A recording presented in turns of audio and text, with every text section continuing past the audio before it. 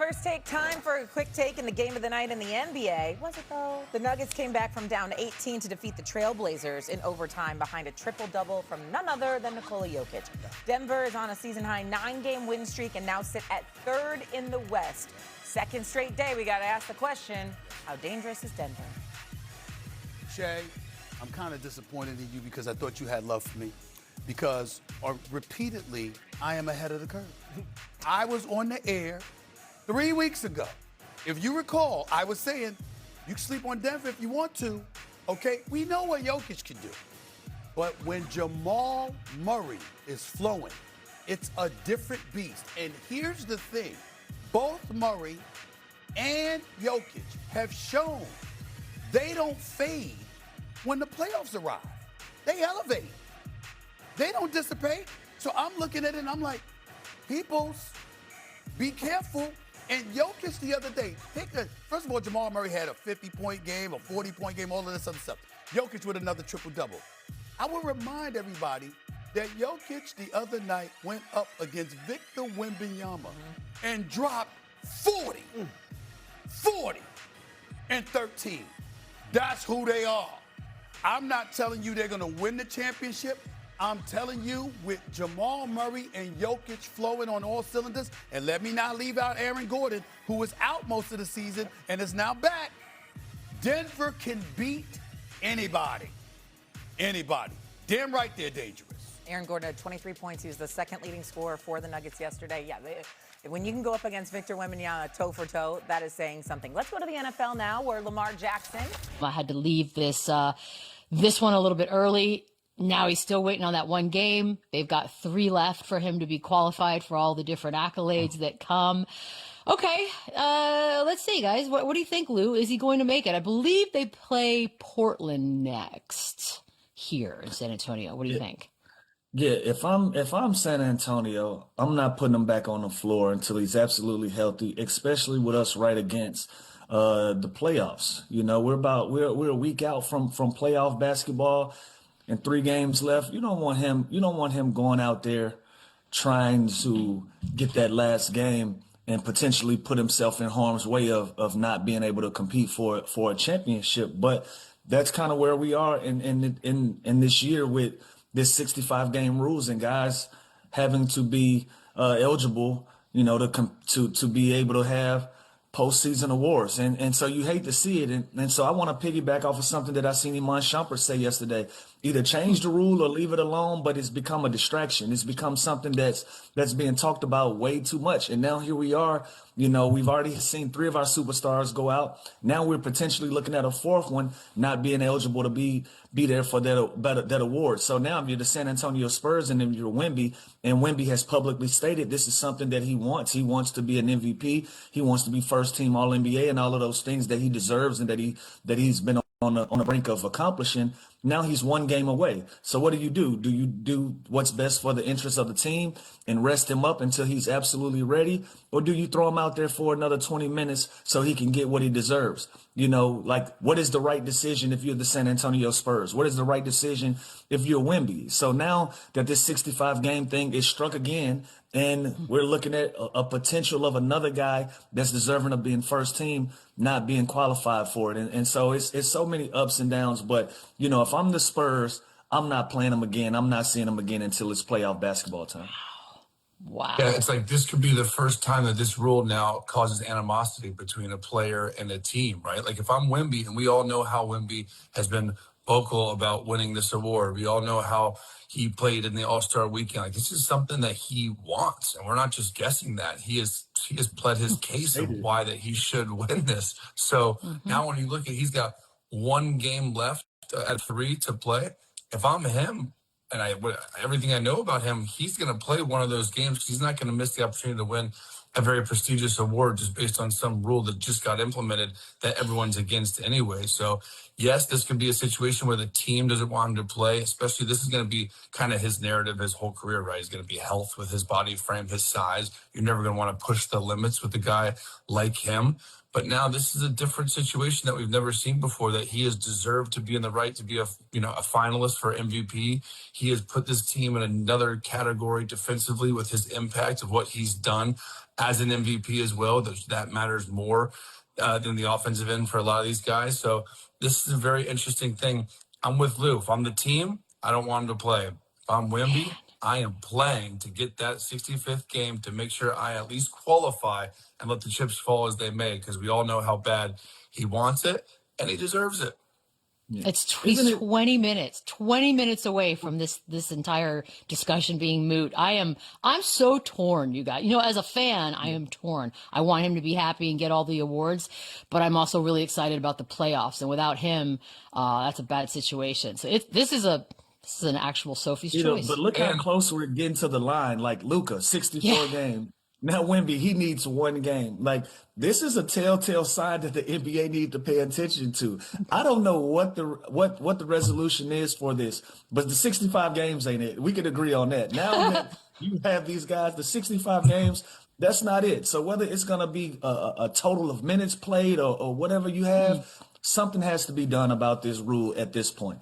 Again, it was implemented, it was put in position because it was something to do with load management. None of these guys have been a load management issue this year. They've had legitimate issues, the reasons why they've been out of games. Now you have Wemby.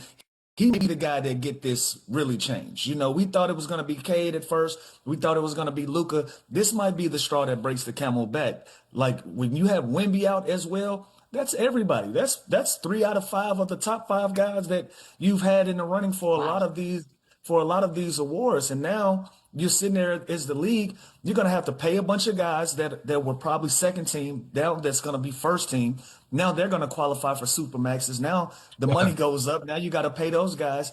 And now you have the guys that's supposed to be there, not there to represent your league as well. It's a bad look all the way around. And now we're talking about potentially him going out there and injuring himself and not being there for the bigger picture, which is the championship. Now, if I know anything about the Spurs organization, Wemby's probably going to have to suck this up, and he's probably not going to go back out there and play until he's absolutely healthy, because again, we're right here against the line of the playoffs starting. So, what Chandler said, this can possibly create some animosity between the Spurs and Wemby, which I don't think it will. I think the conversation is there, and they're going to come up with a solution that works best for the organization and for the player as well. But it shouldn't even have to come to that. This shouldn't even have to be a conversation. We know that he's deserving. We know that he's supposed to be in this conversation along with Cade and Luka as well.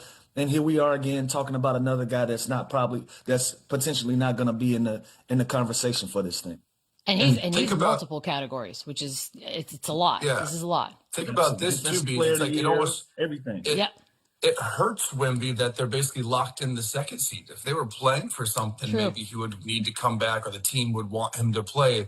But now the team's definitely not going to want him to play because they've already locked in their seed. They've already know they got home court advantage. And again, like you just said, this isn't just MVP. This is all NBA. This is Defensive Player of the Year. This guy, and like there's so many things wrong with this rule.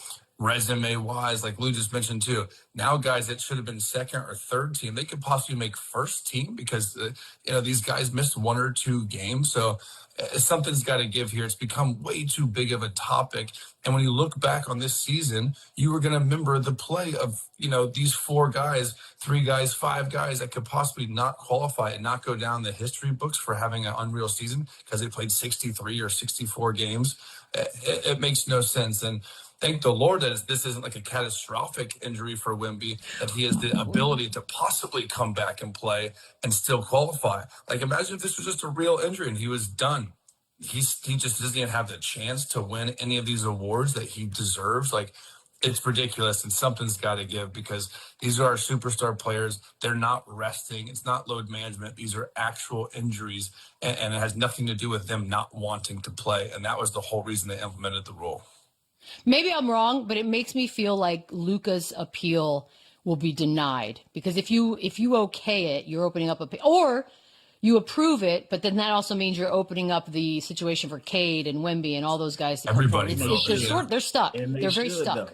And they absolutely should. If they want the integrity of this thing to stay in place and really want it to be respected, all of these guys are first team All NBA guys. They're all in the conversation for the MVP.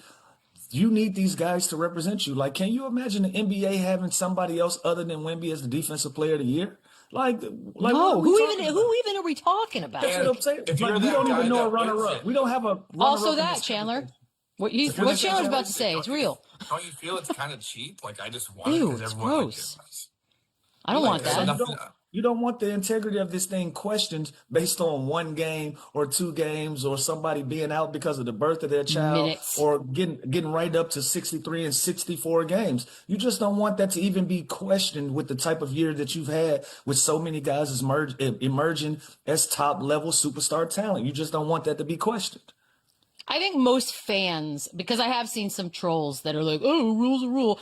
Shut up. There are always exceptions to rules. That's the entire point. But I don't think if you're a fan of the league and you've been watching this season, you'd be mad if the league said, you know what? We had the 65 game rule. We've taken everything into consideration, specifically the guys that are going to suffer.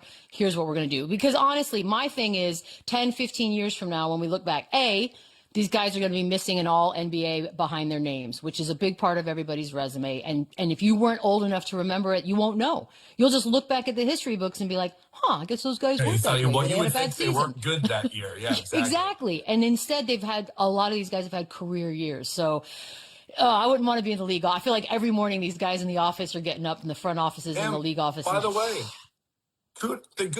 thanks for trying. You tried. I liked it. You tried to make the league better and have the superstars play. Like you swung and you missed. It doesn't work. Like change it. It's okay. It's okay. You can tweak this. Let's get back to the Wemby, specifically his character and what people view him as. Because our former Spurs champ, best guy, Spurs, Sean Elliott. He said he has a Kobe type mentality. He's not concerned about being your friend, just wants to win. Chandler, I think we do see that. I mean, he's not hugging anybody on these courts, and he's been in the league 3 seasons now. So do you agree? Yeah, he's made that clear. I mean, it is the business. He goes to work. He's like kind of the cut from the Giannis cloth where he is not training with guys in the offseason unless you are his teammate or you're his point guard.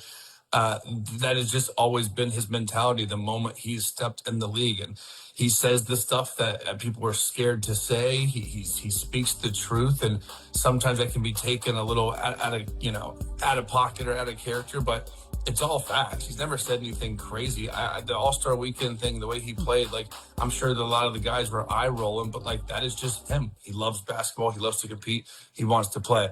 Now, when I think of Mamba mentality, and there's not many people close to Kobe, I still think SGA has the most of that with him, just the way he is cool and calm and collected and the way he even plays. He's obviously more of a guard and then a big like Wemby, but this guy, he definitely has it, and he is not trying to be your friends. He's embraced this whole, OKC Chet rivalry thing. Like, he's not going to shy away from anything of that, and he's dominant. So his game does the talking, just like Kobe's does. So I see it, but I think SGA has a little bit more of that Mamba mentality than him. If I had to pick the most with it. Yeah, and what I was going to add to that is, it's not just one guy. Wemby's not the only one. Like, it's a lot of guys in this league that want to cut your head off if they get the opportunity. Like they don't care about being friends. They may smile and they may do the with me at half court and shake hands and hug afterwards. But other than that, it's business as usual. And you think about Wemby, he's went out and trained and cut his hair bald and did some studying with the monks. And like, he moving different in the off season. He moved different. So no, he ain't trying to train with y'all because y'all not willing to go to the lengths that he's going to do the things that he wants to do on a basketball court. Going to sleep at 9 o'clock. I know a lot of guys, they're not willing to go to sleep at 9 o'clock. We don't have that type of this. No shot at it. I love it. I am. So does he have a lot of those qualities to get him in a place of a Mamba mentality type of aura? Absolutely. But I'm telling you, it's some other guys. Now, they might not do it the exact same way that Wemby does it, but they're out there and they're focused and they're just as cold-blooded and cutthroat as Wemby is when it comes to winning and being dead serious about the things that you want to accomplish. But he's in that conversation for sure. So, Sean Elliott is not far off by saying this, but Wemby ain't alone. He got company in that conversation. Lou, like you have that. a great point. Like, a lot of times it's a misunderstanding of guys like Dwight Howard, right? He was a big kid. He would laugh. He would smile. That dude was one of the more competitive guys I've ever been around. He worked harder than most people. Like, he grinded. He was just silly and had fun and had like a different approach than some of these other guys. Anthony Edwards, Yeah, he's funny. He's outspoken. You don't think he's in the lab every day for hours and hours in the summer, like in his high school gym, like grinding. So I do agree with Sean Elliott that this guy's different and he's unique, and his approach to the game is so many years ahead of his age, and he's very wise for such a young kid. But I'm with Lou. Like, there's a lot of other guys